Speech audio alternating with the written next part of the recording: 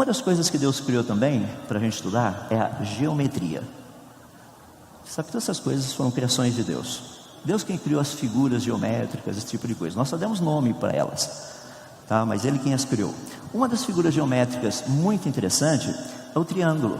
Eu coloquei ali na telinha, talvez o pessoal aqui do meio está mais difícil ver, mas imagina um triângulo. Aqui tem um triângulo, tá? Triângulo tem quantos lados? 3. Pelo menos continua, né? Tem tanta mudança acontecendo no mundo por aí que a gente fica até meio preocupado. Não, triângulo tem 3 lados.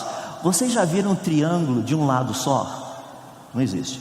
Vocês já viram um triângulo de 2 lados? Não existe. Já viram um triângulo de 4 lados? Não existe. Se for triângulo, tem quantos lados? 3, ótimo. Olha que interessante. Se eu pegar o lado de baixo do triângulo sozinho, ele é triângulo? Não, ele é segmento de reta. Mas junto com os outros dois, ele é triângulo. Se eu pegar, por exemplo, esse outro lado do triângulo aqui, pega esse outro lado, esse lado sozinho do triângulo, ele é triângulo? Não, é um outro segmento de reta. Mas esse lado junto com os outros dois, ele é triângulo. E se eu pegar esse outro lado aqui sozinho, tirar o lado do triângulo, ele sozinho ele é triângulo? Não. Mas com os outros dois, ele é triângulo. Se tiverem os 3 juntos, é triângulo. Olha que espetacular. Se é triângulo, tem 3 lados. Se for Deus, tem que ter 3 pessoas. Não existe Deus de uma pessoa só. Isso é um absurdo. Não existe, não é natureza divina. Se é Deus, tem que ter 3 pessoas. Percebe porque todos os outros deuses são propostos por aí? Não são deuses, porque eles não têm a natureza divina. Natureza divina, 3 em 1. Lembra que isso é um resumo. Deus nos dá certas coisas para nós entendermos o todo. Agora o pessoal sai por aí falando, dizendo assim: ah, então Deus é um triângulo. Não, Deus não é triângulo. Deus nos deu algo para que nós pudéssemos ter uma pequena noção de quem Ele é. É uma pequena, é um resuminho. Isso não é o todo, é um resumo. Ou seja, característica do nosso Deus, 3 em 1. Então, quando nós estudamos as Escrituras, nós percebemos que a revelação de Deus nas Escrituras e a revelação de Deus na natureza nos dá uma visão completa de quem é Deus. O Salmo 19 é um bom exemplo disso. Ele começa dizendo: os céus manifestam a glória de Deus e o firmamento anuncia as obras das suas mãos. Um dia revela outro dia, uma noite revela conhecimento outra noite, não há linguagem, nem há palavras. Olha que coisa espetacular. Ele está falando de qual livro? Do livro das obras de Deus, dessa revelação de Deus, essa revelação geral de Deus, para que todas as pessoas entendam que existe Deus. Mas existe também no Salmo 19, começando lá no verso 7, uma mudança. Ele diz assim: a lei do Senhor é perfeita e restaura a alma, o mandamento do Senhor é límpido. E ele continua. Que livro que ele está falando agora? Do livro das palavras de Deus. Ou seja, existem 2 livros escritos pelo nosso Deus que Ele quer que nós os conheçamos. Deus, o autor de toda a verdade, da verdade absoluta, quer que eu conheça a verdade por meio da revelação dele. Qual revelação? Livro das suas obras, livro das suas palavras. Os 2. E eu preciso dos 2. Deixa eu dar alguns exemplos. Agora de pouco nós estamos cantando: tu, Senhor, és digno de glória, de honra. E Ele é digno. O que significa glória? Onde nós encontramos a glória de Deus? Não é legal que a Bíblia nos dá até uma dica? É por isso que é fascinante fazer ciência com Deus. Deus já dá umas dicas para a gente onde pesquisar. Por exemplo, quer saber da glória dele? Salmo 19 começa dizendo o quê? Os céus manifestam a glória de Deus. Você quer saber da glória dele? Pega um telescópio. O pessoal fala assim: não vão na igreja. Se a igreja tiver um telescópio, ajuda. Se não tiver, vai ser difícil, porque vai dar para ter uma noção da glória. Que glória é essa? A glória de Deus. Que glória, do que nós estamos falando dessa glória? Porque o Salmo 19 fala que os céus proclamam essa glória de Deus. Pessoal, vou pedir Desculpas para vocês aqui do meio, mas a luz ainda não faz tanta curva para chegar até vocês. Eu vou colocar ali nos slides do lado, mas só para ter uma ideia da glória que Deus tem. Tá? Quando a gente olha aí no universo, vê essas coisas espetaculares, você fala, uau, isso é muito bonito, o que Deus fez, que coisa incrível, a glória dele, porque a glória dele está lá em cima. Ele colocou, nós temos dificuldade de entender isso. Sabe por quê? A maior parte das pessoas nunca viu uma foto do telescópio de Hubble. O pessoal nem sabe que existe esse telescópio.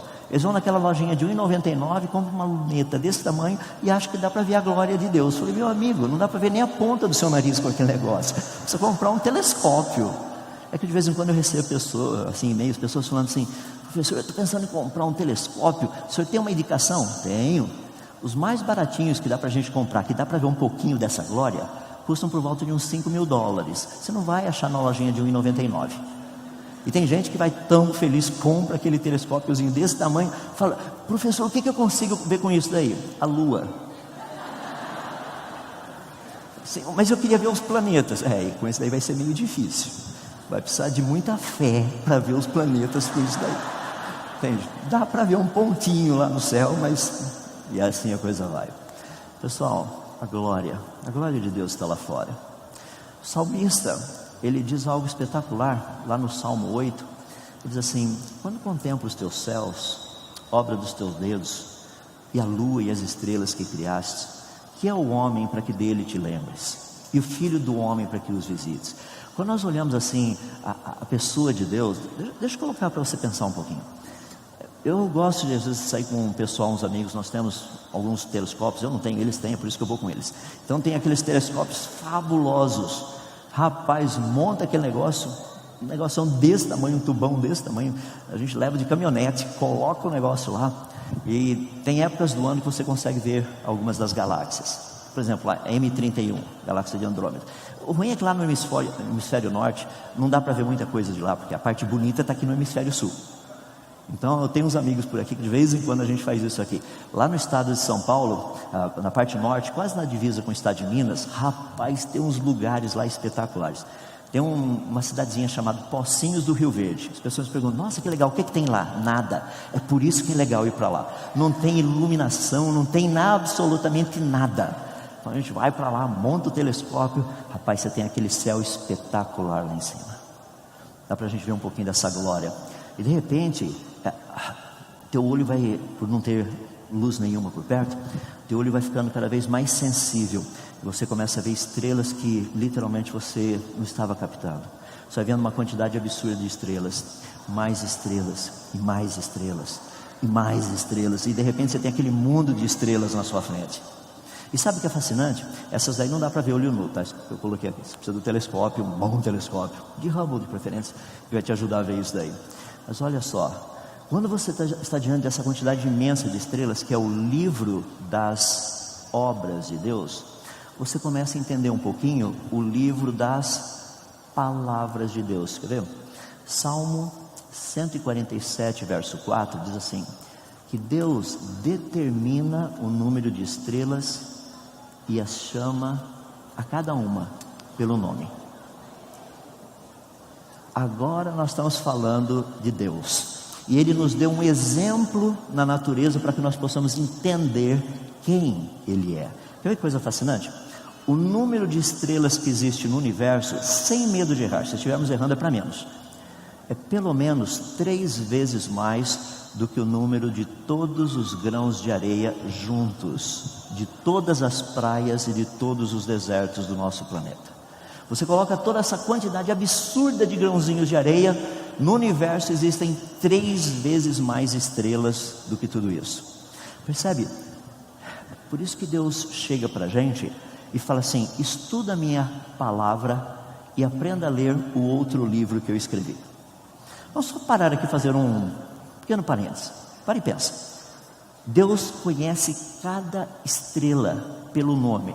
Eu fico assim, eu gosto de me imaginar nesse relacionamento íntimo com Deus. Imagina eu diante do Senhor Deus falando, Senhor, eu tenho uma pergunta, aqui na Via Láctea tem mais ou menos 200 bilhões de estrelas. Deus fala, não, tem um pouquinho mais, o número preciso é, e Ele me dá o número certinho, tá? Preciso. fala, mas Senhor, é muito difícil a gente conseguir ver a diferença entre as estrelas. Deus fala, não, isso é fácil. Dá uma olhadinha, aquela ali tem essa porcentagem de hidrogênio, de hélio, essa outra, percebe que a porcentagem é diferente? É assim, é 1/1000% só daquela ali. É verdade, como é que eu não percebi 1/1000% só, né? Percebe? Essa é a beleza de Deus, dar nome a todas essas coisas.